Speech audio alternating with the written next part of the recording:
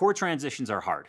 No doubt about it. When you're first starting guitar, you're trying to keep this steady rhythm and change chords, and it's kind of tough. Well, I found a way to make chord transitions easier and more musically beautiful. You don't need any theory for this. You don't need to name any notes on the fingerboard for this. You quite simply need to follow a formula. Guitar Geeks Unite!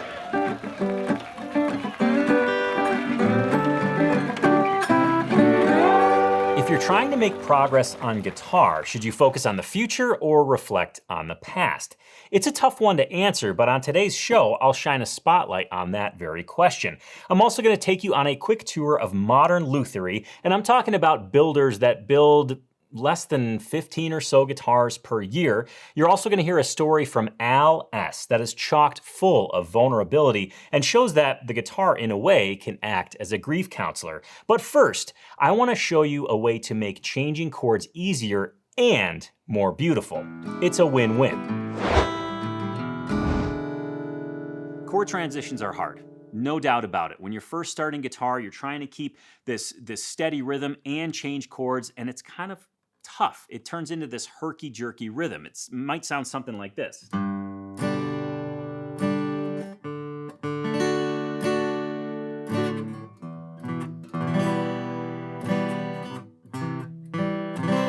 Right? There's these stops and starts. You're trying to get your fingers in the right spot. You're trying to keep, that steady rhythm, but something has to give. Well, I found a way to make chord transitions easier and more musically beautiful, and it involves bass walks. Now, you don't need any theory for this. You don't need to name any notes on the fingerboard for this. You quite simply need to follow a formula, and I'm going to show you that formula today.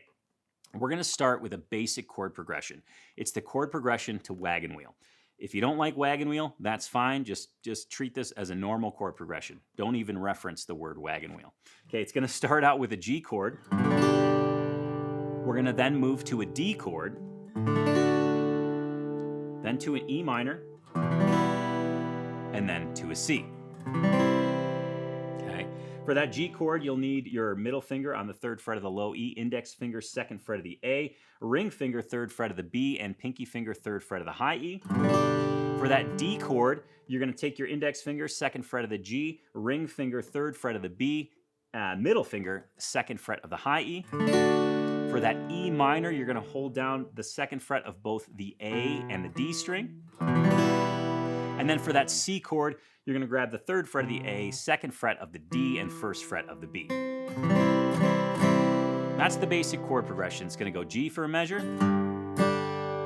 D, E minor, C, G, D, skip the E minor, go to C. So that's the chord progression we're going to deal with. Now, those chord changes aren't necessarily crazy difficult, but again, if you're beginning guitar, it feels like a huge jump. It feels like you're trying to jump across the Grand Canyon. So let's make it a little bit easier. Let's build a bridge across the Grand Canyon, okay? So let's take that first change from the G to the D. All you're going to do is drop your middle finger to the 3rd fret of the A string, then move it to the 4th fret of the A string, hit the open D. Hear how those notes kind of lead up to that open D? Right? And we're going to do this change on the 3 and the 4 beat. So let me go ahead and strum. So usually if I was not using a bass walk, it would sound like this. 1, 2, 3, 4, 1, 2. We're going to take those 3 and 4 beats and we're going to play those single bass note walks on them. So it'll sound like this. I'll play it slow. 1, 2, 3, 4, 1, 2. Right? 1, 2, 3, 4, 1, 2. But Tone, why did you start out with the G to D transition? Well, the count mimics what you're fretting. So it's easy to remember, right? You hit the 1 beat, the 2 strum. On the 3rd beat, you hit the 3rd fret of the A. On the 4th beat, you hit the 4th fret of the A. And then on the 1, you hit that open D string. So 1, Now we're going to move to the E minor. So for the E minor bass walk, we're going to grab the 3rd fret of the low E, 2nd fret of the low E, and then open low E. Right? And that's going to be the 3-4 beat. 3, 4, 1. And that'll sound like this, coming from the D. 1, 2, 3, 4, 1, 2. And then moving to the C chord, we're going to hit the open A, 2nd fret of the A, 3rd fret of the A. All right, and again, that's the 3 and 4 beat. 3, 4, 1. And that transition would sound like this. This is from the E minor to the C. 1, 2, 3, 4, 1, 2. And then we're going to go back to the G. And all we have to do for that is hit the open E on the 3 beat, 2nd fret of the low E on the 4 beat, and then on that next 1 beat, we hit the 3rd fret of the low E. That puts us in position to make the G chord. That would sound like this. 1, 2, 3, 4, 1, 2. Okay. Actually, let's not even look at that second part of the wagon wheel progression because you already know all the bass walks. You do the G to the D to the C. It's the same exact thing. And once you know these bass walks, you can use them in any song that changes from a G to a D, or a D to an E minor, or an E minor to a C. You can use these same exact bass walks. And check this out. You can actually use these bass walks regardless of what chord you're coming from. Think of them more as attached to the chord that you're going to rather than the chord that you're coming from. And all you really have to know for this is this timing window. 3, 4, 1. You want, on that 1 beat, you want to hit the note that is the name of the chord. So when we're walking to the D, the 1 beat is that open D string, and we're playing the D chord. When we walk to the E minor, the 1 beat is the low E string, names the E minor chord. When we walk to the G, the 1 beat is a G note, names the chord that you're playing. Same thing with the C. The 1 beat is a C note. Right? So that's kind of the formula. Take the note that you want to land on and subtract 2 notes. They don't even have to be in the scale. I'm kind of getting in the weeds on theory here, but what I'm trying to make the point that you don't need to know what notes you're even hitting. You just need to know what note you need to end up on. And then from there, it's simple subtraction. Now, these are quarter note bass walks, okay? And you can tell that because I'm hitting the notes on the beat. I'll go through the full cycle here so you can kind of get with it or kind of get your head wrapped around it, and I'll count along with it, and I'll go slow. If you want to play with me, please do. So starting on that G chord. 1, 2, 3, 4. 1, 2, 3, 4. 1, 2, 3, 4. 1, 2. Just very simple strumming, simple single note bass walks. And what these notes allow you to do is instead of changing from a full chord to another full chord, you're able to give your hand a break and then approach the full chord. So you don't get this kind of start-stop, this weird mute that's going on when you change chords. It's nice to be able to give your hand that freedom of movement to focus on the chord that you're going to and then land on it on that 2 beat, right? Because even that first note of the chord is a single note. Now, like I said, these are quarter note bass walks. You can kind of condense this into 8th note bass walks. So instead of all downstrokes, you would do a down and an up. Sounds the same, but in context, it'll sound a little bit different. Let me go ahead and count through it, and you'll see what I mean. 1, 2, and 3, 4, and 1, 2, and 3, 4, and 1, 2, and 3, 4, and 4, and 1, 2, and 3, right? So you kind of get this, it's a little bit quicker and you get more of the chord. The more comfortable you get with these bass walks, then you can move to those 8th note transitions. But for now, I would stick to those quarter note transitions. And again, just remind yourself, not only is it making chord changes easier because you're giving your fretting hand a little bit more freedom, but musically, it's really easy to follow for the listener and for yourself. Because check this out. If I stop the bass walk before I land on the one beat, your brain almost fills it in. Check this out. It's really uncomfortable. It's a lot of tension. And it gets relieved when we hit the one, or the name of that next chord, the note that names the next chord. Same thing with the E minor. It's weird until we resolve it. Your brain almost fills it in. So all in all, this is a technique that you can use in any song the more you get comfortable with it. And pretty soon, it moves to this unconscious part of your brain where all of a sudden you're doing these bass walks, you don't even have to think about it. So I wanted to relay this to you because when I first discovered these, I was like blown away because all of a sudden my playing sounded more interesting. All of a sudden, I felt like my fretting hand did have freedom to move and land on the chord that it needed to land on without the hiccups, without the stumbles, without the clunks and the thunks. So go ahead and use this. In the comments below, let me know how it went. I'm really curious as to how this lesson landed for you, if you were able to implement it, if you were able to get one of these bass walks and see, okay, I have a future with these bass walks.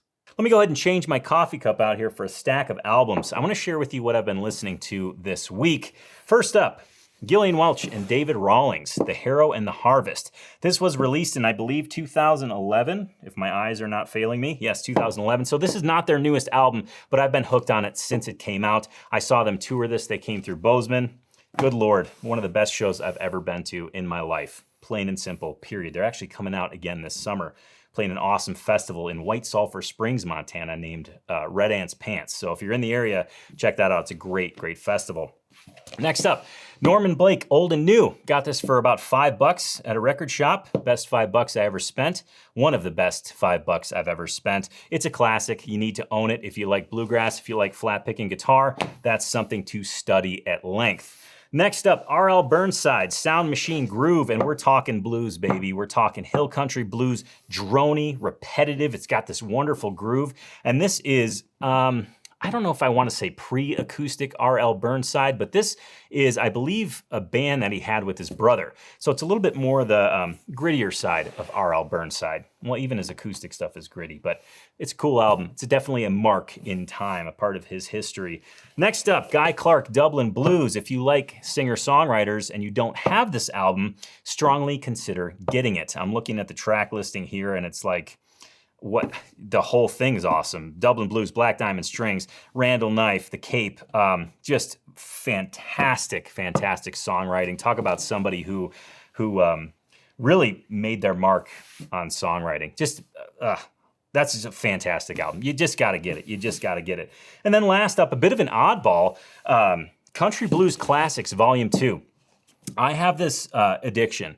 When I go into a record shop, I go to the blues section, I go to the used blues section, and I find these compilations because it exposes me to artists that I otherwise never would have found, plain and simple. It's just a gaggle of artists, a collection of songs. A lot of them never made an appearance on another album, so you get these wonderful hidden gems. Yeah, again, this is Country Blues Classics Volume 2. I don't have Volume 1. I don't even know how many volumes are in the set, but this one was probably $2.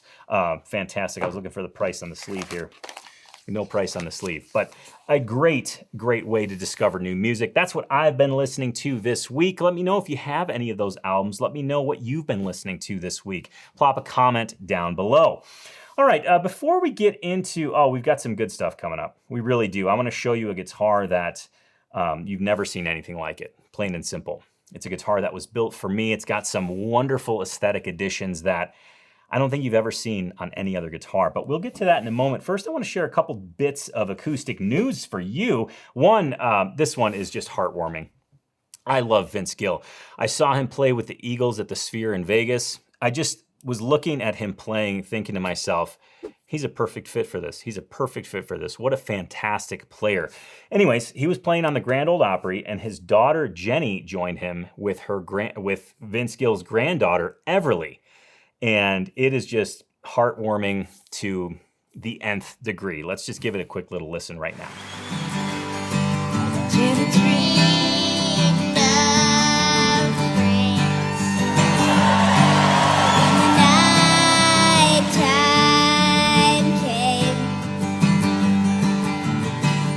I just love seeing guitar and family. Guitar has always meant so much to my family. To see it, you know, replicated in other areas of the music world is just so heartwarming, and just to see the tradition being carried on. I absolutely love that. Next up, Cameron Noller. I've mentioned him before on the show. I may have mentioned his music before. If I didn't, check out Cameron Noller. Just a wildly creative, brilliant acoustic guitar player. Very much from the Norman Blake school, if dare I can say that, but definitely his own twist. He's not necessarily a modern player. I think he taps into the history and the tradition of acoustic guitar so well, but he brings it into, you know, our age, if you will. Anyways, I talked about him being, you know, involved in music history in a way. Well, he just came out with a book called Listen to My Noise, The Guitar Stylings of George Riley Puckett. And Cameron does such a good job of educating on these older, forgotten guitar styles. He has another book, Guitars Have Feelings Too. I think that's the name of it. I've got it sitting on my desk in the other room. You got to check out this book. It's in the pre-order phase right now. By the time this episode comes out, it may be out of the pre-order phase, but I would strongly recommend getting your hands on it. If you don't know who Riley Puckett is, just kind of a pioneer of flat picking guitar, not necessarily in the bluegrass realm, but he does a lot of bass walks. He does a lot of bass-driven guitar playing. So since I taught you that at the beginning, I thought this would be a really good little addition to add in there. You can find it on Cameron Noller's site, and while you're there, check out some of his other stuff. He's got some great educational videos and books, as well as his own music, which is just, it's truly breathtaking. From the performance to the recording, it's all there. And then the final little nugget I've got for you, this is a fun one.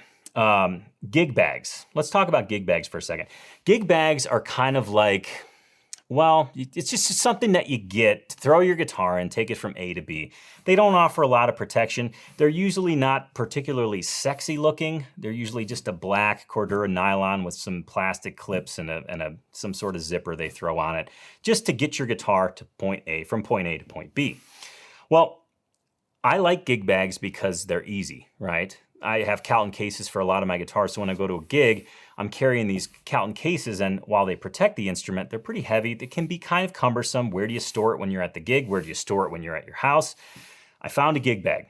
I found a gig bag that is so well built and is so well made that I just have to shout it from the rooftops. This is not sponsored. I purchased these bags with my own money. I got a Dreadnought bag and a parlor-sized bag from the folks at Guitar Satchel. These bags are $4.99 a piece. I think they run sales. You can get them for $3.99. Don't mark my words. You got to check out their website. It's guitarsatchel.com. And they have this wonderful like waxed cotton exterior, durable zippers surrounded in leather. They got leather handles. Are the zippers surrounded in leather? It might be a nylon. Either way, the zippers are beefy. There's protection on the inside for your guitar. I want to say it's from like a pool table. The same material as like a pool table, but the clips are metal, the zippers are metal, all of the fixtures, the handles and such are kind of, what do they call those? Like riveted in. These are burly gig bags. I've taken them on multiple gigs, and I've just been very, very happy with the protection that they offer. It's not gonna survive a fall, okay? It's not gonna survive a fall, but they're more rugged than your standard nylon black gig bag. So make sure to check those out. Big fan of those. Like I said, I've got two. They're kind of in an olive green or a tan. They kind of look like old gun cases, to be honest with you, like old cloth gun cases. And with that, I hit all the news. With that, I want to show you a guitar that means so much to me. This is a guitar that I took delivery of 2 years ago, 1.5 years ago. In January, Tom Sands, builder over in the UK, flew out here and dropped off a guitar for me. And I haven't really exposed it to a lot of you. I've posted pictures here and there on Instagram, but I really want to give you an in-depth look on this guitar because it is a true one of a kind, a beautiful instrument, and one that I just want you to see. So here it is.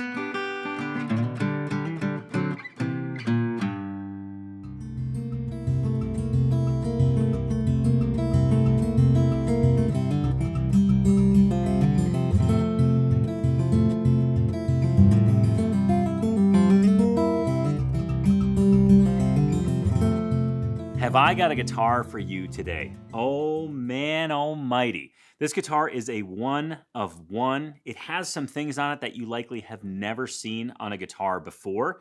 Now you're looking at it from the front and you're thinking, kind of just looks like a cool guitar. It is a cool guitar, and it gets even cooler. I'm going to go ahead and give you the spec rundown on this guitar, and I'm going to share with you a story behind this guitar, one that is rather tragic. This is the Tom Sands Custom Model M.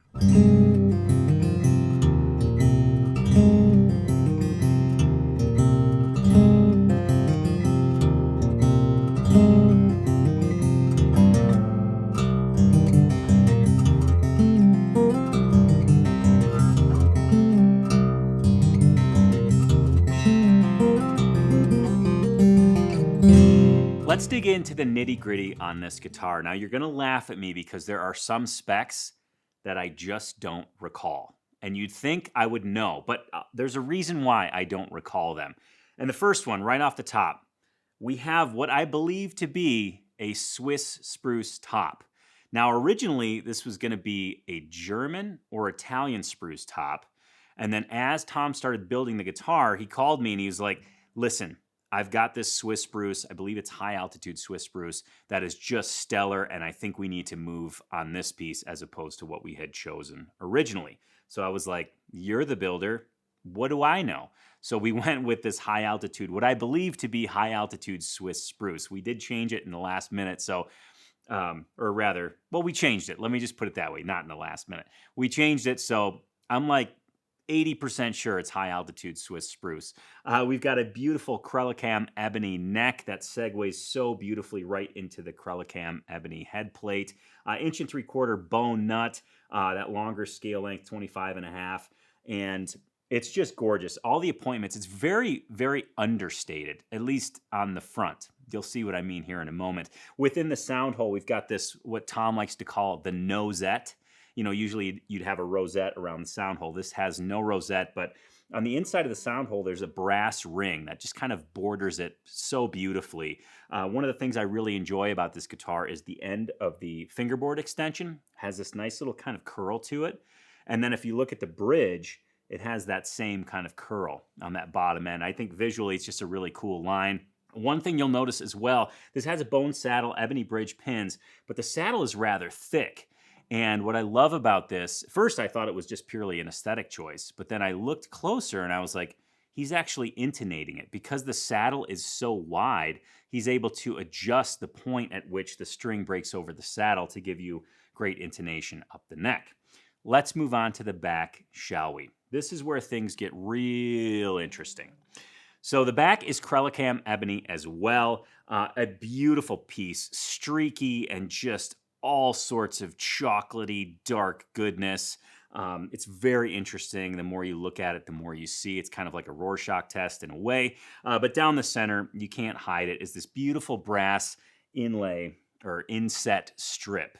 And it's just gorgeous. It's everything I could have ever wanted. So huge shout out to the individual that designed it, the artist that designed it, Drew Millward, based out of the UK. He's done a lot of different concert posters from, I believe, the Foo Fighters to Billy Strings. His art is, I've never seen anything like it. And the fact that he designed this, the design within that little inset back there is so, it's just so cool. The neck, I believe, is mahogany, and then it has a wonderful true oil finish on it. Really easy to play. Now, this is shined up a little bit because I play this guitar a ton, but usually it's kind of got this more of a dull, satiny kind of appearance, at least when it's fresh. After you play it for a while, it does shine up. And then you're going to look at the back of the headstock and you're thinking, holy smokes, has he gone crazy? This is a brass head plate, or rather back plate, that has my initials on it. Again, designed by Drew Millward. The tuners, I believe they're pronounced Shaler tuners, not Schaller. These are Shaler tuners. They are so nice and so comfy and so smooth and so accurate. Couldn't be any more happy, couldn't be happier about those tuners. And then just a quick note, actually I'll save the note because that's a little bit of the story as well. I'll save the note on this design on the back strip there. Let's go ahead and listen to it again.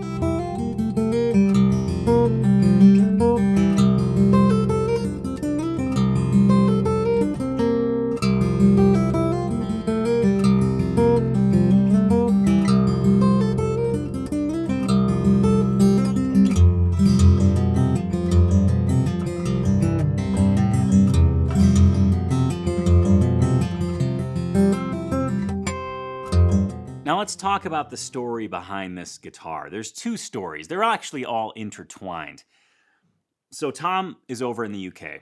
It's like 2020. I see Tom's guitars. I listen to almost every demo that's out there, and I think to myself, that's the sound I want. That's the sound I'm looking for. I need to get a guitar made by Tom. So I reach out. I actually featured him on the Acoustic Tuesday show right around this time. And I reached out to him and I was like, you know what? Let's do this. Let's make a guitar. Well, you're gonna make the guitar, but I'm gonna have a hand in helping pick out the things. So that's when the journey started, 2020. Now fast forward to 2024, I believe, 2024. Tom finishes the guitar and he brings it out. He flies out from the UK to hang for, I think they were here for 4 or 5 days. And he was going to deliver the guitar. He did deliver the guitar. And this kind of ties into that artwork on the back strip that I mentioned. You know, we contacted Drew Millward to design this. And there's elements within that back strip that represent where Tom's from in the UK. And there's elements that represent where I'm from here in Montana in the US. So the back strip looks cool. The design's incredible, but it has a little bit of a deeper meaning because Tom and I have developed just an awesome friendship. We talk to each other quite frequently. Sometimes it's a really productive discussion. Sometimes it's two friends just giving each other a hard time.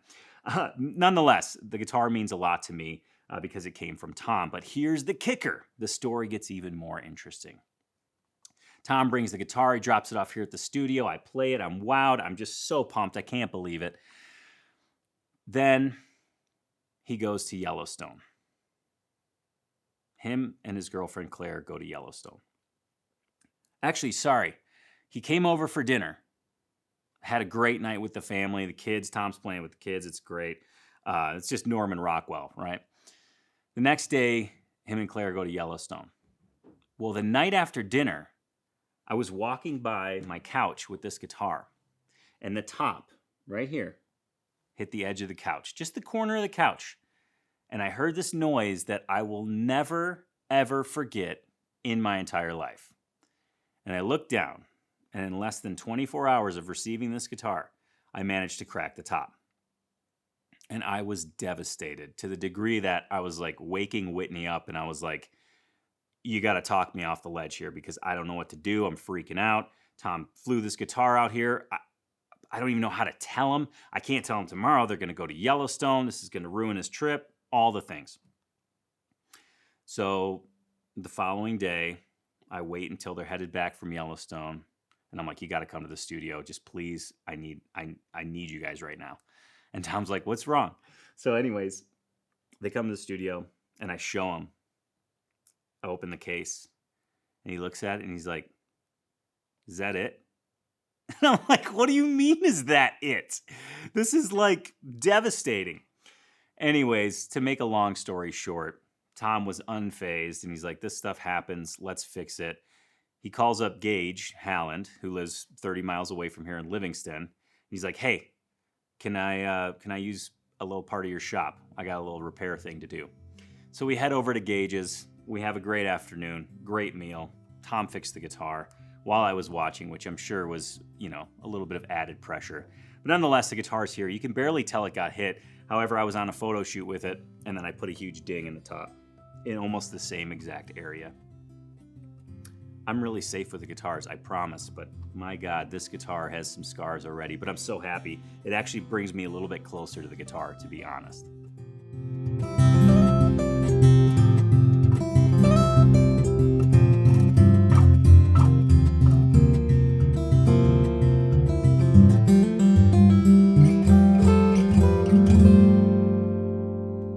I want to clear something up. When I refer to modern lutherie, I'm talking about smaller guitar builders that are not making Martin guitar copies, okay? They're making their version of the modern steel string acoustic guitar. And in that vein, I want to share with you 5 modern luthiers that you need to know. But first, a trivia question from that same arena. Here's your question of the day. Who, in addition to writing the book Making the Responsive Guitar, is known as the father of the modern steel string guitar? It's not Martin, just so you know, that's your hint. Go ahead and ponder that, put your guesses in the comments below, and while you're guessing, let me share with you 5 modern luthiers that you need to know about. This is gonna be a pretty quick, pretty fiery list. I want you to do your own research on these luthiers. These are people you need to know because they build amazing guitars, also because they are a wealth of knowledge. The 5 luthiers I'm gonna share with you today combined have so much knowledge about tone wood, guitar construction, voicing, you name it, they know it, plain and simple. And I really strongly recommend you look at these guitars. I don't want you to look at these guitars from the standpoint of, wow, those are so expensive, that's ridiculous. Set that aside for a second, and let's just look at these luthiers purely from the perspective of their craft and the dedication they have to building these instruments, building the best instruments they can. I've had a chance to meet all of these folks in person, and not only are they outstanding, exceptional luthiers, they are outstanding, exceptional human beings. I've had long discussions with each of these folks, and if you're ever at a guitar show and they're there, please take the time to just say hi, ask them questions. They truly love their craft and truly love chatting about it. And they're just wonderful people. First up on my list, Noémie Scambry. I think I said that right. She's gonna kill me if I don't say that right, because I said it right once before. Noémie Scambry. Gosh, I should get that right. Anyways, she's out of Italy. She builds beautiful steel string acoustic guitars, beautiful nylon string acoustic guitars. She knows the materials inside and out. In fact, a lot of times she goes to sawmills and sources her own wood for tops, etc. I'm talking sawmills, I'm talking like trees swinging by in cranes, like that kind of sawmill, not processed wood, like we're talking trees swinging on cranes. I've had a chance to play a number of her guitars. I have one, which you'll see in an upcoming episode. And also, I've got a couple on order from her. Just a great luthier who's building some really beautiful stuff. Next up, Gage Halland. Gage is my neighbor. Gage lives about 30 miles away from me here in Bozeman, Montana. He lives over in Livingston, Montana. He studied with Michael Greenfield, and you can see that in his work, but they're not copies of Greenfield guitars. They're Gage's version of that building style.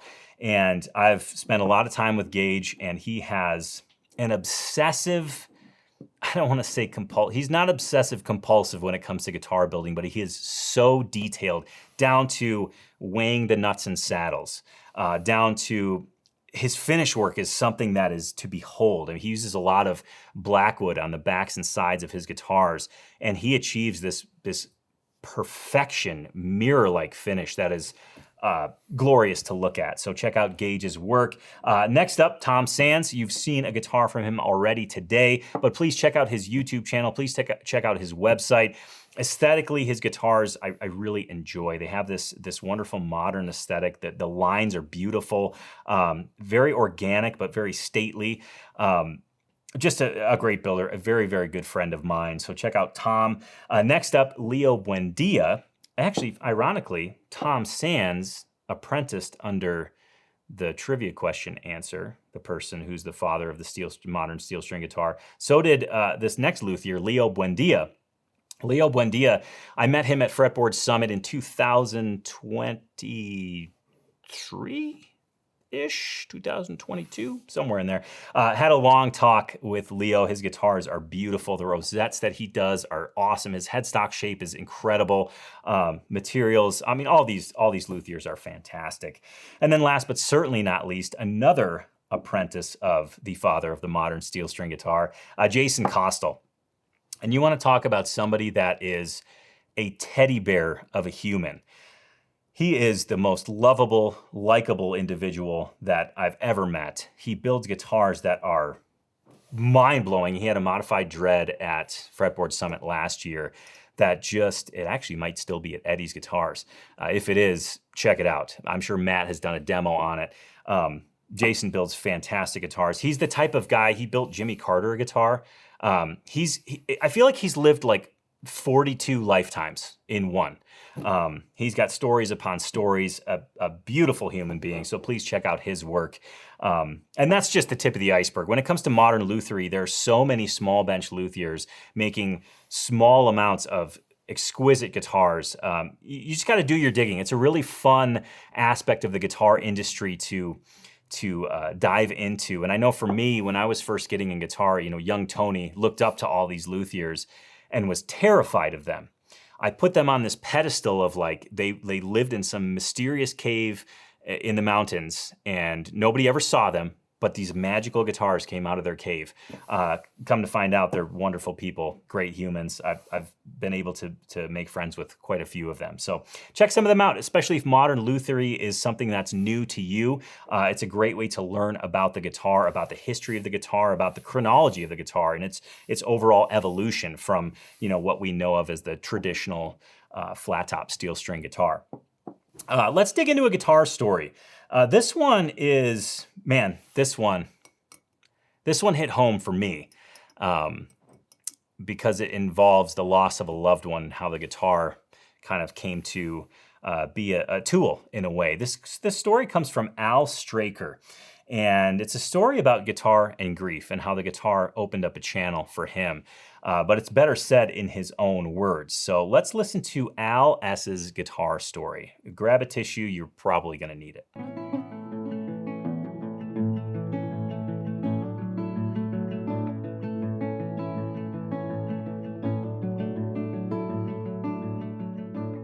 It was a gray, dull February afternoon when I got the call that changed everything.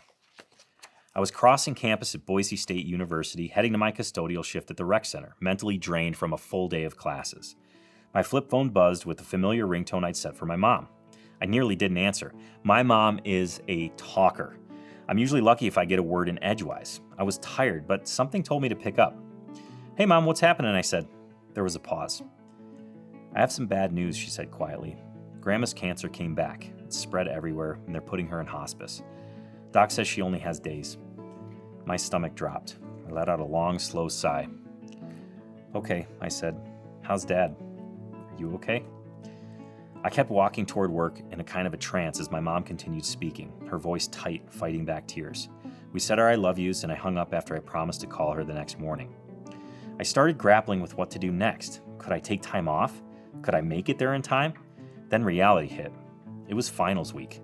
And being a stereotypical broke college student, I couldn't afford a last-minute flight from Boise to Washington, D.C. Driving would take too long, especially in early February's weather. I wasn't going to make it. I wasn't going to say goodbye in person. That realization gutted me. I shuffled through my night shift in a daze, alarmed the building, walked to the parking garage, sat in silence as I drove my beat-up Dodge Ram 50 home in the dark. The radio stayed off. I was just sitting with the weight of it all, thinking about Grams and how much of my life she'd helped shape. Our shared dry humor. Our middle name, one I was proud to have, even if I caught flack for it sometimes. The memories. By the time I stepped into my dark one-bedroom rental, the silence felt louder.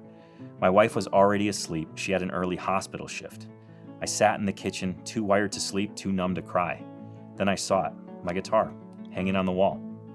In a room that felt so cold it looked like a beacon. I walked over, took it down gently, and sat with it on the couch. Closed my eyes, ran my fingers along the strings. The smell of lacquered wood, the tension of the coiled steel beneath my fingertips, it felt like home. I began to play, softly, slowly. Hurt, the Johnny Cash version, the one already echoing in my heart. I didn't care about hitting the right notes or timing. This wasn't a performance. This was a prayer. This was grief with a melody. And as I played, the tears came. It wasn't dramatic, it was quiet, hot, steady tears as I played and sang in my head. Looking back, I think the guitar gave my sadness somewhere to go. It helped me process what I couldn't fix. It gave shape to the pain. When I finished, I just sat, breathed, then undressed and slid into bed beside my wife. Her steady breathing grounded me. The sadness was still there, but it had shifted. There, in all that grief and frustration and fear, I felt something else, a tiny thimbleful of peace. I knew things were going to be hard, but I also knew I had an anchor. My guitar wasn't just a tool, it was a companion, a mirror, a place I could go when nowhere else made sense. I held on to that feeling as I fell asleep, knowing I could face whatever came next, one note at a time. Every Friday, we email out a guitar story just like this to remind you what really matters, so your playing stays rooted in meaning, not just practice. If you'd like to receive the Friday email or submit a guitar story of your own, go to guitarstories.com. Let's talk about that question I posed to you at the beginning of the show, and that was, if you want to make progress with your guitar, are you better off looking towards the future, or are you better off reflecting on the past? And you might think this is a trick question where I say, no, man, focus on the present. Yeah, that's important, but that's not what I'm getting at with this particular question. Because I think as guitar players, as people wanting to get better at guitar, whatever that means for you, it could be your first chord, it could be an entire song, it could be playing an open mic, whatever getting better means to you. I think it's really easy to fall into the trap of looking forward.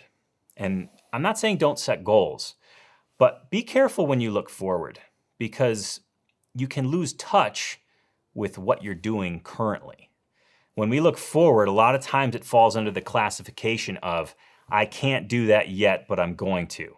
Ooh, I'm not quite good enough for that, but I'll get there. I'm not saying that's necessarily the worst thing in the world to say to yourself, but it has this negative overtone, this I can't, or not yet type of thing. And I don't feel like that puts you in the best frame of mind. And the reason I say all of this is because we get so focused on looking forward, seldom do we remember where we came from when it comes to guitar. I mean, how often have you thought about the first time you nailed a bar chord, or the first time you nailed any chord, or even the first time you tuned your instrument? We lose sight of that. So the importance of reflecting on your past is vital, because you have grown so much. Even if you've only been playing a month, the fact that you decided to pick up the guitar, go out on a limb and be vulnerable and try it is a huge deal. And I want you to stay in touch with that, because it gives you this sense of pride, this sense of accomplishment, this sense of, I said I was going to do this thing, I'm still doing it. Here I am, I'm still doing it. And that propels you forward. So in a way, I want you to look back to leap forward, because it brings this new energy and almost this momentum forward, right? Yes, there's things that you might not be able to do right now, but if you look back and keep celebrating where you came from and the small wins that led you up to where you are at this very moment, you're gonna carry that forward, and you're gonna be able to reach your goals in a much more positive mindset, instead of this scratching, clawing feeling where, oh, I gotta catch up, or I'm not as good as I want to be. Remember where you came from.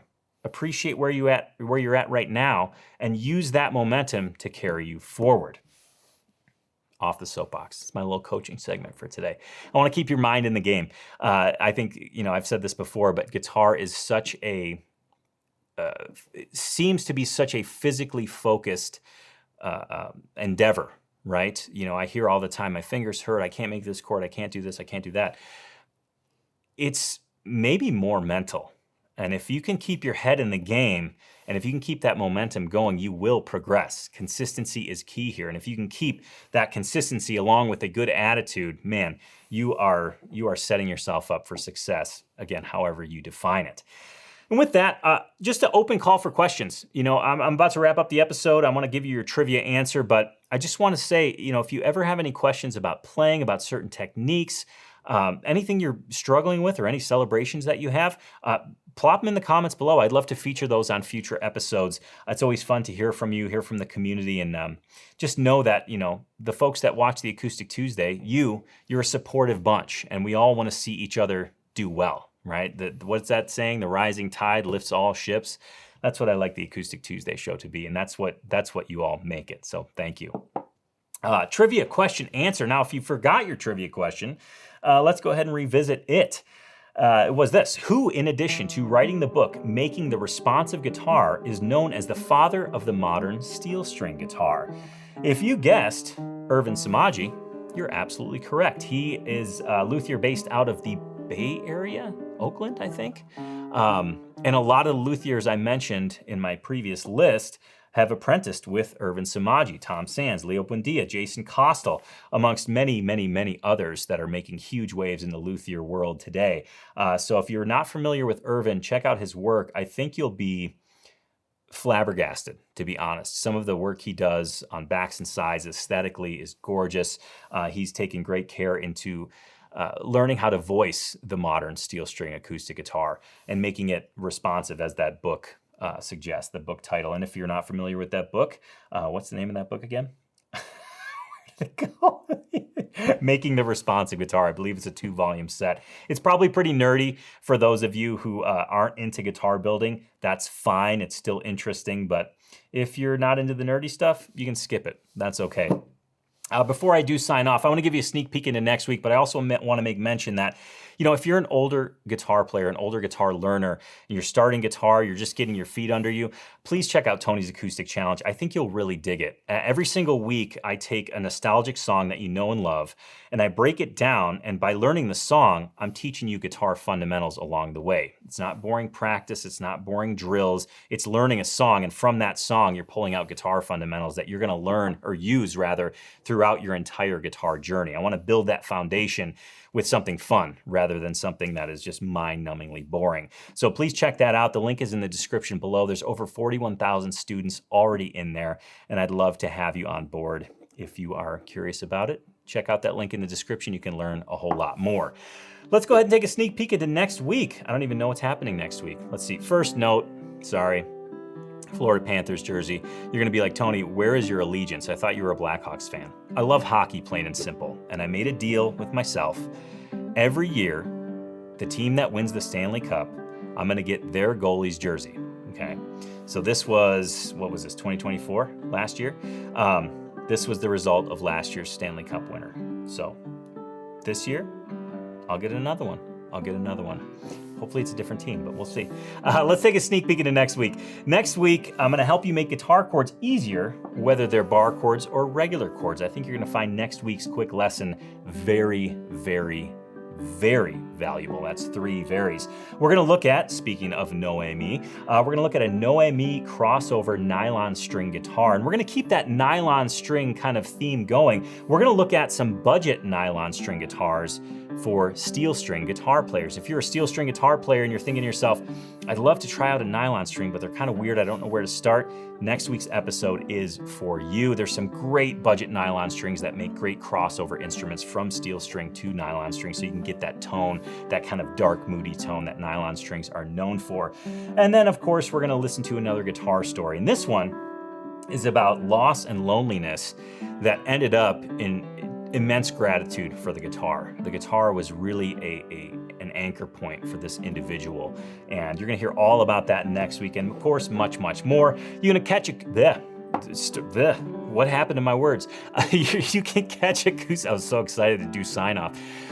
You can catch Acoustic Tuesday every single Tuesday at 10 a.m. Mountain Time. I want to thank you so much for joining me today. Thank you for sharing your valuable time with me. And remember this, however you define success for yourself on the guitar, the key to that success for you is consistency. So please take time in developing your guitar routine, commit to that guitar routine. I'm talking about routines. I'm talking about teams for hockey. I'm talking about routines. I'm mixing words together. Focus on your guitar routine, commit to it, and make sure to have fun every single day that you play. Thanks again for joining me today, and I look forward to seeing you next Tuesday on the Acoustic Tuesday Show. Cheers to you.